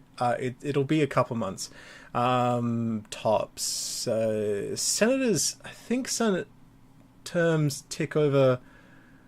Is it the 1st of July? So, like, if they... May, June... Like, if they get elected now, if they have an election now, if they will have an election now, and then if they were like, okay, let's just sit in the next 2 weeks, we've got all the people in the House of Reps, bam, they can introduce a bill and send it to the Senate, but it's the old Senate. If they start sitting before, again, I think it's 1st of July, not entirely sure, have to double check that. Senate terms tick over a certain point. So you elect a bunch of new people for the House of Representatives, they are new. So there is this sort of motivation to sort of wait a moment, because otherwise it's like, I'm going to send all these bills off to an old Senate where the numbers might be different and the people will be different, and then you'll have you can have a situation where you're like, okay, here's this bill, you introduce it, or even like a senator can introduce it, like a senator can introduce this bill and be like, here you go, if Parliament starts sitting soon enough, and then 2 weeks later the Senate terms tick over and the senator that introduced that bill is no longer a senator, and has no input whatsoever on the passage of that bill. Cannot do anything to do with it because they're no longer a senator. So you probably have a situation where the House of Representatives doesn't sit until it is closer to or just after when the Senate ticks over and changes. I'm not entirely sure.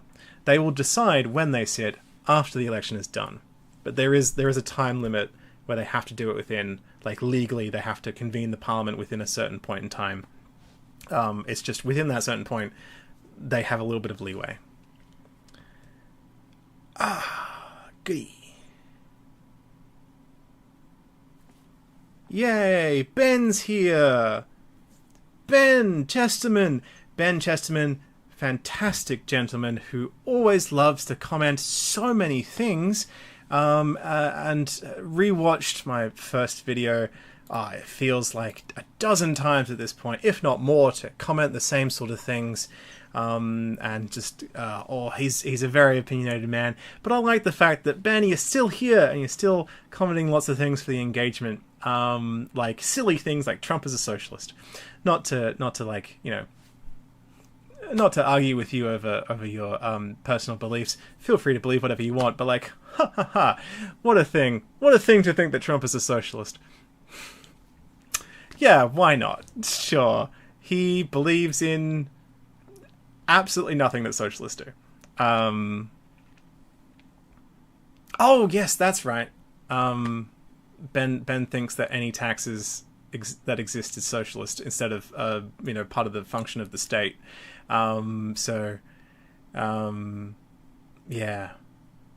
For anyone who is actually unaware, besides Ben, who's not going to listen to me, but I thank you, Ben, for the support. I did, it's great. We don't need to be mean to him. I feel like every single time I'm like, Ben's here, he's going to say some very interesting things, and Anyway, so capitalism is where the economic benefit is centered around your ability to accumulate capital.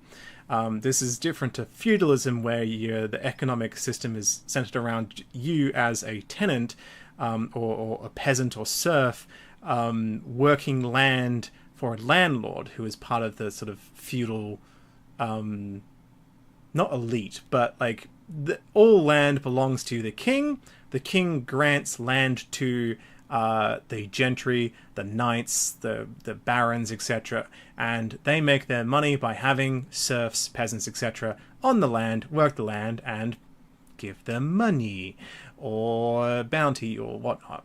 And so the economic system is that you, as a serf, have no upwards mobility whatsoever because you weren't born into wealth and you haven't impressed the king. Then as time goes on, we get the merchant class, where people start having this trade with other countries, and you as a merchant can accumulate wealth through spices or silk, etc. And so the economic powerhouse stops being simply how many peasants do you have working a farm on your behalf, and can now sort of transition to this sort of more different social mobility where you can aspire to be a merchant, and if you do better as a merchant you get more money, as opposed to if I own more land I have more money because I have more physical workers that I can sort of like tenants that I can put on my land and they have to pay me pennies, right? And then that merchant class evolved into capitalism, which we have now, which is where instead of the land being like you get it if you get a grant from the king, it is like you can buy this land, and you can then also accumulate capital and wealth through like houses or like stocks or whatnot, or you work for the people who own the capital. Like you as a statistically speaking, you are not a capitalist. You are a worker. So instead of being like stuck on someone's farm, you as an individual, you can work in a business, a factory, etc. And then the more productive you are, the more money you can make for the business, which is owned by the person who put the investment in to create it.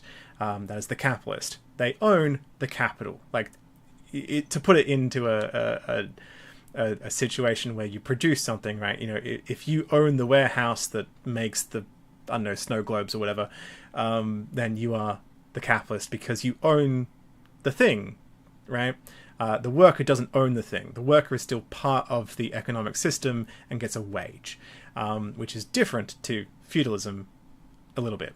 Socialism is where, you know, the work is sort of communally mutually benefit. Like the idea under socialism is that if you, the worker, are more productive, you benefit personally, because if your labor produces more value, you should get more value in return, right? It ultimately the sort of distinguishing thing is what to do with the profit, right? More profit under a private capitalist system means more personal benefit to the person who owns the capital. So the CEO, right? The CEO gets more money if you work harder, if you are more productive, right? And then maybe you get a raise. In socialism, the idea is that you collectively benefit. So, like, you know, there is this collective element to profit. Either it is spent by the government on public services, or you as a business collectively owned. If you make more money, the workers make more money, and is not sent off to an individual who happens to own like the land or warehouse or materials used for the business. It is instead, you've collectively got this co-ownership. Under all three of these systems, feudalism, capitalism, socialism, taxes exist, because without taxes, the state simply cannot function or exist in any way or form. Ben, in the comments, loves to say that all forms of taxes are socialism. That's what's kind of fun about Ben. He'll tell you, unironically, that John Howard was a socialist because of the GST, which is like a fascinating thing to say. Anyway, so let's all be nice to Ben, because it's not nice to bully people. But if you wanted to understand the difference between feudalism, capitalism, socialism, that's the fundamental basics. What to do with the profit, right? The profit under feudalism is it goes to your landlord / the king. The profit under capitalism is it goes to the capitalist class that owns the thing that allows you to produce something. Socialism, the profit goes to the worker and community mutually. And a lot of people, when they think of socialism, they think of like the USSR, and they're like, oh no, libraries are socialism. Like that's what a library is. It is a social public benefit. So what we have, there isn't like a clear, it's not like an on-off switch. We have a mixed economy where we have some public services and mostly private enterprise. So a library is a public service. That is a socialist idea, but the fact that libraries exist doesn't make the community or society that you live in or government a socialist government. That is just a public service that the idea of which aligns with socialist ideas. That doesn't inherently make the world socialist, you know? Whereas, like, you know, if you're like, I want to buy a camera, I guess, you go to a private company that someone at the top has private ownership of the capital required to manufacture those cameras, and the workers don't communally own the camera factory. Yeah. So there you go. I don't think the Teals would form an official party in 20-25 years because they're all independents and they're all individuals. Like I don't know, some of them might form parties if they like. We might end up with several different parties in the future branching off different former independents. But anyway. Potion sell. Oh my goodness.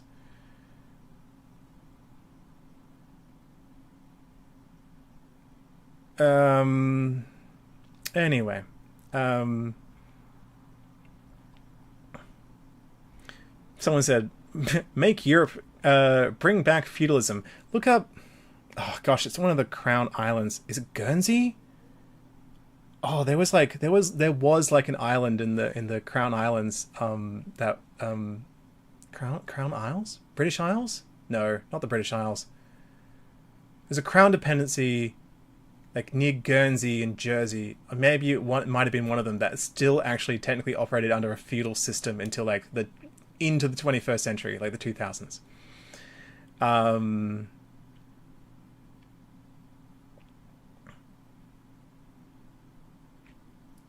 um, Gosh. Anyway, so preferential and compulsory voting is not protected in the Constitution. It is a decision by the government.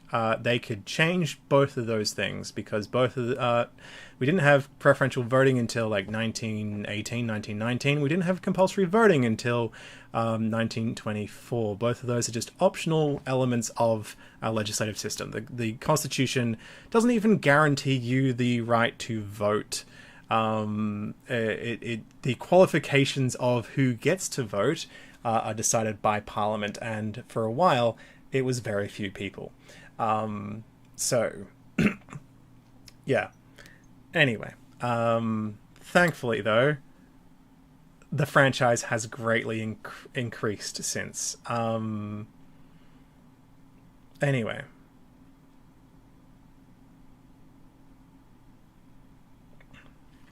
What was it? Where am I? Gosh, where am I? Oh my goodness, I've been doing this for an hour and 40 minutes. I should wrap up. Gosh. Anyway.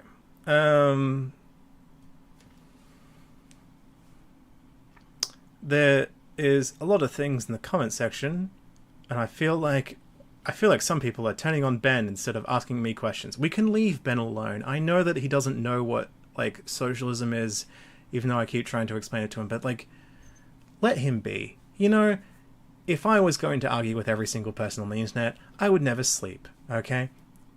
Ben, I honestly I don't know who Ben votes for, if he thinks that Trump is a socialist. But, I don't know, man. Let him be. He's allowed to have whatever opinion he has. I just like that he is constantly here, because Ben has never said anything nice to me. Ben clearly doesn't like me, and I love that he's still here. He finds whenever I make things, and he comments something mean, and I'm like, "Aww, you're still here. You're giving me views, you're giving me money thanks to those views, and you're giving me comments, which helps boost things." And that's why I appreciate Ben. Even if he says things that don't make sense, about Trump being a socialist, and is constantly very argumentative, that's okay. Like, can we at least appreciate that Ben is really, in a sense, kind of the MVP of the chat, in that he drives engagement to me in a way that no one else does, and I really do appreciate that. So, yeah, I don't think Ben likes me, but he is, weirdly enough, somehow, my biggest fan. Anyway. How can I get in contact with you? The comments. Please suggest a nail polish color. No, green? I like green. I chew my nails. I can't have nail polish. Yeah.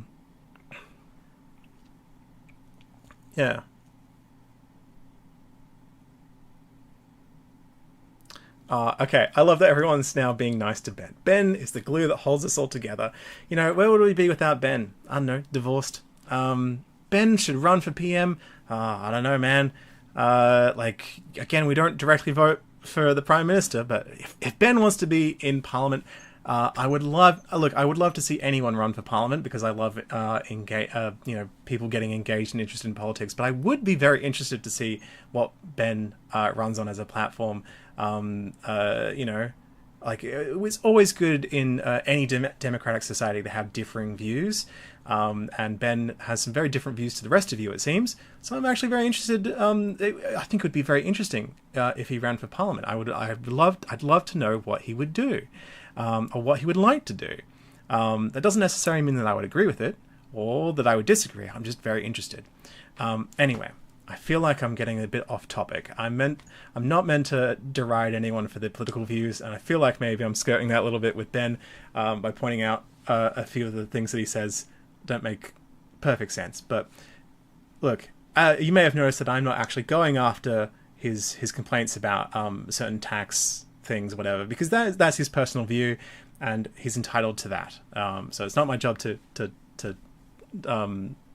dissuade him of whatever he thinks of individual politicians or policies. It's just we've spent way too much time on socialism versus capitalism. Anyway, what are my thoughts on Varuk? Sorry, I don't know who that is. And I don't know his theory, so I can't give you them. As far as results tomorrow night, oh, that's right, we're talking about the actual election, the real election. Let's get back to that. As far as results tomorrow night, early night or late night call, it depends on how close the race is. So, the last few elections, the government has been decided by one or two seats, so it might be actually, we might have a clear indication by the end of the night, or it might be like, oh, we've reached a point where the news has just moved on, it's 11 o'clock at night, we need to go home, and we still don't know. Like, some seats can be very close and take, a couple weeks to decide, so who knows. Anyway,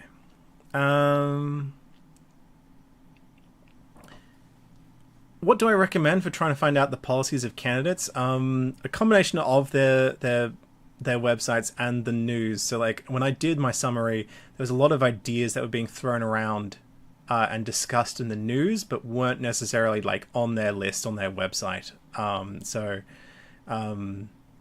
Yeah, sometimes it is just a combination. I don't think people are hiding it. I think some people are just like, policy platforms can be very complex, and it's not very easy to necessarily, like, the main sort of, here's our website, here's the main bullet points, but also a lot of parties are trying to rely, or at least the major parties are trying to rely on the media to get those talking points out, and are relying on people to consume those talking points and hear about those policies through the media. So they do end up on their website. Sometimes they end up in like their own little like news release, like media release thing, and not necessarily like centrally organized in one long bullet point. But yeah, it is like the kind of thing where you have to do at least some reading to figure it out. So I don't think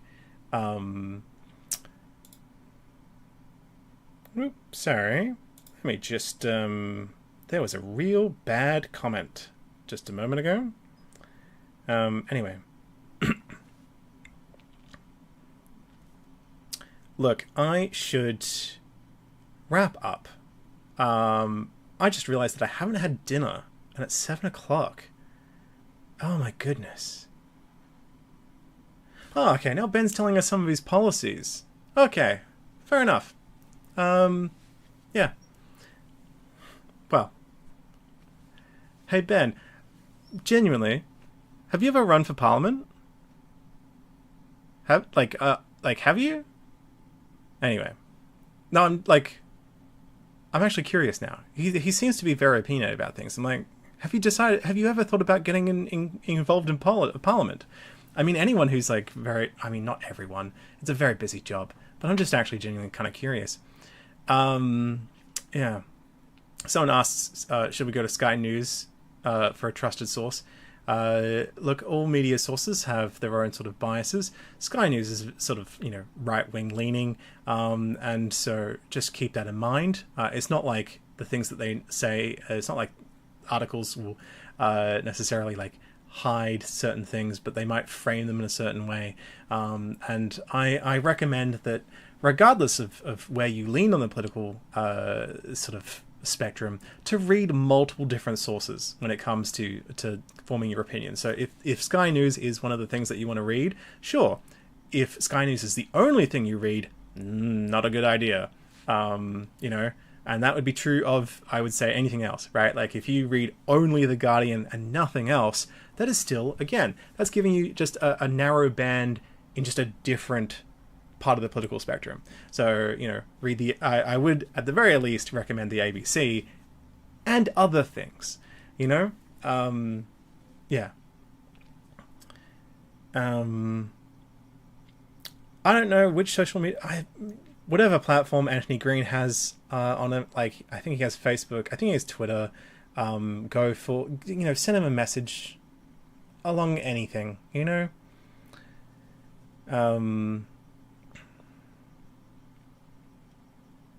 Yeah. I wish I could be Anthony Green, but he's too much of a maths nerd, and I'm not a maths nerd. I'm really not.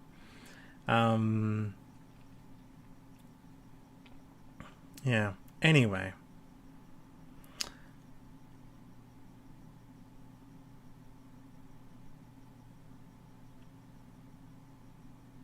Can we get someone on disability into politics without losing their payments? I don't. No, I don't think so. Actually, I think there's a threshold for disability support payments. And members of parliament, even backbenchers, get over $200,000. So, I don't think their support payments are really the biggest issue when it comes to them being in parliament, if they are in parliament. Then again, I'm not entirely. Don't actually. You know what? I'm not learned enough about this situation to actually tell you the criteria and qualifications for disability support. So don't quote me on that one. Actually, yeah. The ABC is not biased really to the left. It is very central, and yeah, I don't think it's really that left wing at all. Anyway,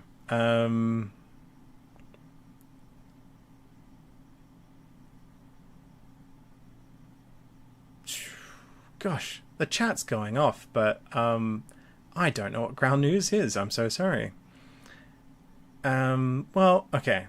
Courtesy says that now that you're able to vote, my videos have been very helpful when conducting research. I'm so glad. You're stuck with the Senate.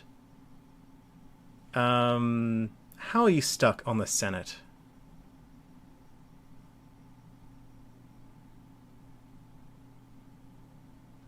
And now I pause as I wait for it to go. And now I'm just feeling like I've spent too much time in this live stream going after Ben. I really shouldn't. I'm so sorry, Ben. Why taxation theft? It's not.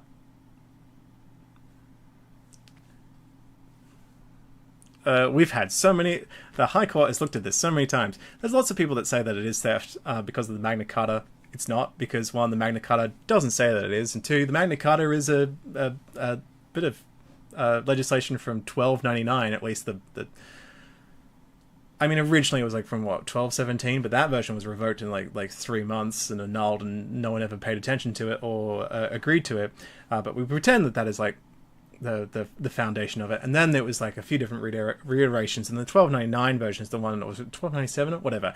Anyway, the 13th century is when they're like, okay, this is the one that we're sticking with, and then we're going to enshrine this into law. But it's not like entrenched. It's just a bit of legislation, and the sovereignty of Parliament is that it can undo any bit of legislation and redo a new bit of legislation. And so people who are like, that Magna Carta says, one, probably doesn't, two, the Magna Carta has been repealed, with the exception of 3 or 4 clauses in England, one of which is, to do with like the rights of the City of London, and yeah, like you can't, like, there are we received the Magna Carta in partial form when Australia was colonized by the British, and some sections have been preserved in it's like Imperial Statutes Bills, Imperial Statutes Act or something. So like Section 29 has been preserved in New South Wales state law. Yeah, you can't really... There is very limited instances where you can ever cite the Magna Carta for anything legal. So few. Even then, people don't understand what it actually says. Yeah. So, actually, I don't even feel like that is what Ben was talking about. I've completely gone on my own tangent because I have ADHD, so I have no idea what Ben is actually talking about. Yeah. Look, the thing is, right, we elect people to then decide what to do in terms of taxes and then what to do with our taxes, and then at the next election we can hold them to account and vote for new people if we want our taxation system to be different. So then if you'd like your taxation to be different, feel free to vote for someone who has a different idea. As for the rest of you, the same applies. Whichever direction you want to do, I'll go. Yeah. Anyway. Look, I am tired and hungry, and I hope you are also tired. I don't hope you are tired and hungry, but I also hope that you have found this enjoyable and engaging, and I feel like we have moved away from our actual questions about like how voting works. I think we've moved away. I've talked for too long. It's time for us to wrap this up and say goodbye to everyone. So thank you so much for tuning in. I hope everyone enjoyed the beautiful Chansey that I got at the start of this thing, and I hope everyone enjoys the election tomorrow.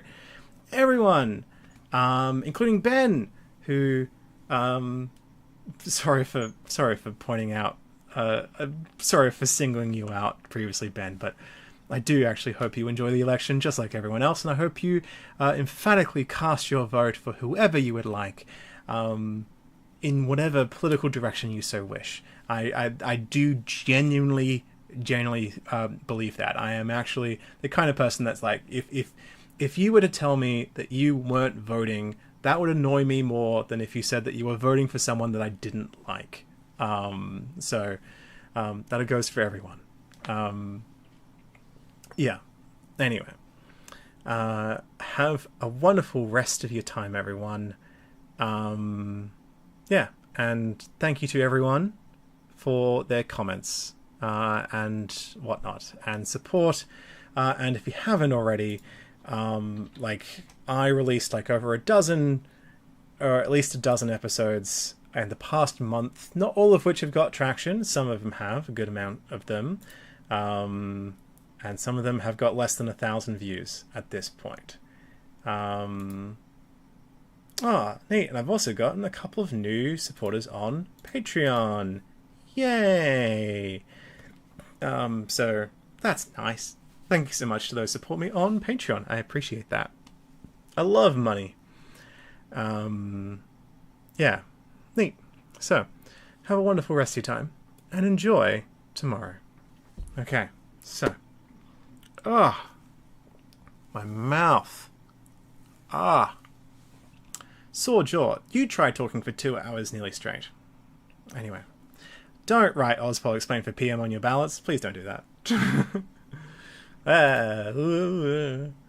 That'd be super weird. Just be normal. Everyone please be normal. Anyway. I'm just going to put my Patreon in the chat to plug it. I don't know if Ben's a patron.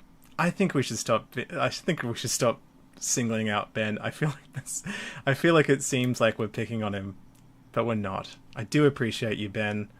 And yeah. I just the only thing that I really ever want to point out with Ben is that his definition of socialism is wildly inaccurate. Again, I'm not trying to discourage him from any of his personal political beliefs, and I don't want to comment on them either for or against. Yeah. Anyway, all the rest of you, some of you have actually asked a few political questions, and I've just sort of skipped over them because I'm like, blah. Anyway.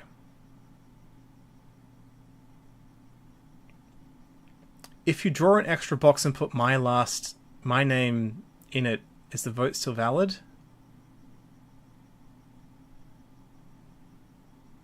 I've never...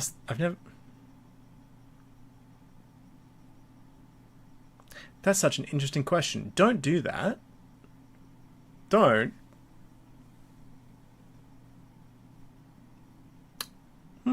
Okay. Yeah, anyway. Okay, fine. I will single you out, Dreamers Menus. It sounds like your username sounds like Circus Mercus, who was in Eurovision 3 years ago. and I actually thought it was really good, and I was disappointed it got eliminated. I think they got eliminated in like the second semi-final. Anyway. Have a wonderful rest of your day. Or night. It's night. Anyway. The thing about, like, live streams is, like, if I stop it now, because there is that delay, does it stop it now? Or does the rest of the broadcast continue? Thanks to our co-host, Ben. Could you imagine a podcast with us two, and he says things, and I'm like, I'm sorry, Ben, you have your opinions, but I'm not allowed to comment on those opinions, and I just have to avoid answering anything that he says to remain apolitical. That would be so interesting.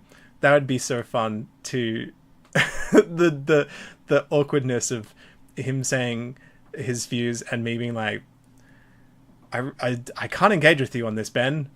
The only thing I can't even say that I agree with you if I agree with you or disagree with you. That would be difficult. That would be that would be boring. That would be a bad podcast. No one wants that. This is not my first. Anyway.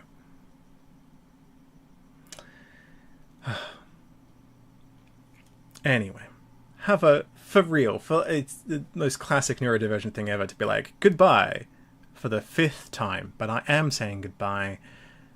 I am. Okay. So, I hope everyone's enjoyed the wonderful time that we've had. And don't forget to vote tomorrow. Whew. Anyway.